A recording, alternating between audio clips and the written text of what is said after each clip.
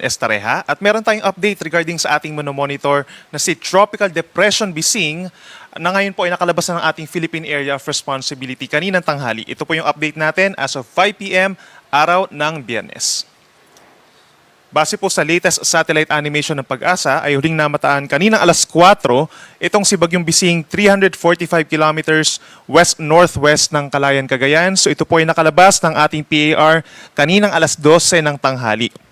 Ito po ay may taglay na hangin na 55 kilometers per hour malapit dun sa kanyang sentro at may pagbugso hanggang 70 kilometers per hour at mabagal na kumikilos pahilagang kanluran sa bilis na 15 kilometers per hour.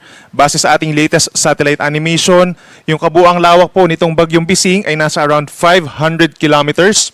At kitang-kita dito sa ating animation din yung paghatak nito ng southwest monsoon or hanging habagat lalo na dito sa may western section po ng Luzon.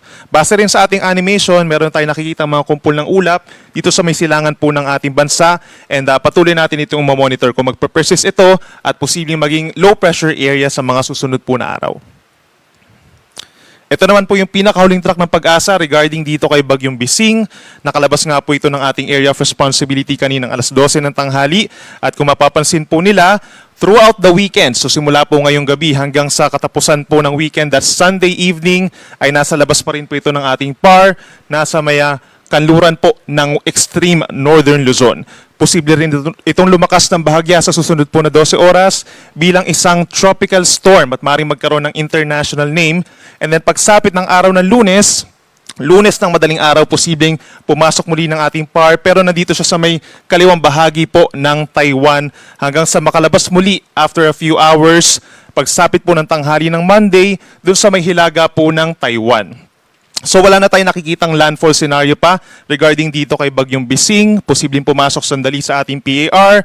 Malaking factor dun sa pagbagal ng pagkilos niya sa mga susunod na araw ay yung pagkakaroon po ng high pressure area dito sa mainland China. Kapag meron tayong high pressure area, napipigilan yung pagpasok o yung pag-move pakaliwa at paakyat nitong si Bagyong Bising. Kaya nag-steady na lamang po siya. And then eventually, kikilos din kasi pa kanan yung ating high pressure area. So sasabay din together with the high pressure area yung pagkilos niya sa mga susunod na araw. Malaking factor din na nandito sa may kaliwang bahagi ng ating bansa. Ito nga si Bagyong Bising dahil nami-minimize niya yung effects ng habagat. Hinahatak nitong si Bagyong Bising yung ating habagat dito sa may kaliwang bahagi sa may West Philippine Sea.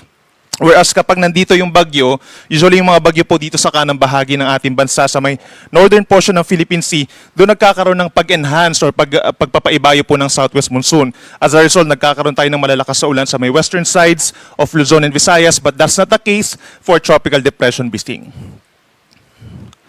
At dahil po papalayo na itong si Bagyong Bising, kung mapapansin po nila, yung kabuuang lawak niya na 500 kilometers, hindi na tumatagos or nagtatouch po dito sa may Luzon. Kaya wala na tayong nakataas na tropical cyclone wind signal number 1 dun sa mga areas na meron tayo kanina sa Batanes and Ilocos.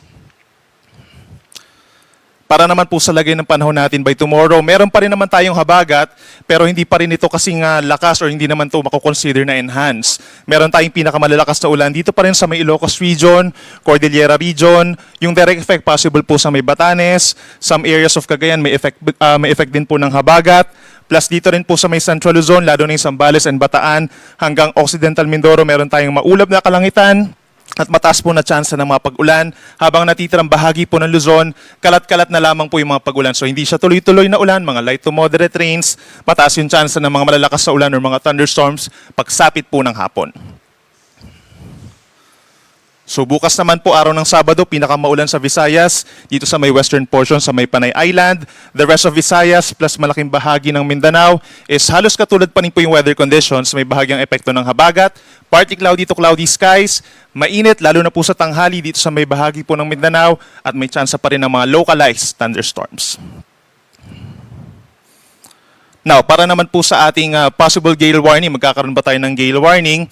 Meron tayong chance na naaakyat pa yung mga pag-alo natin dito sa may extreme northern Luzon, lalo na sa baybayin po ng Batanes, Babuyan and Ilocos Norte. By tomorrow, posibleng umabot pa siya ng 3.5 metro, habang yung western seaboards po ng Luzon, simula dito sa may Ilocos down to Palawan, posible yung 2.5 metros. So equivalent po yan ng hanggang isang palapag ng gusali. Delikado po yan for small sea vessels, lalo na yung mga ating kababayan na nangingisda.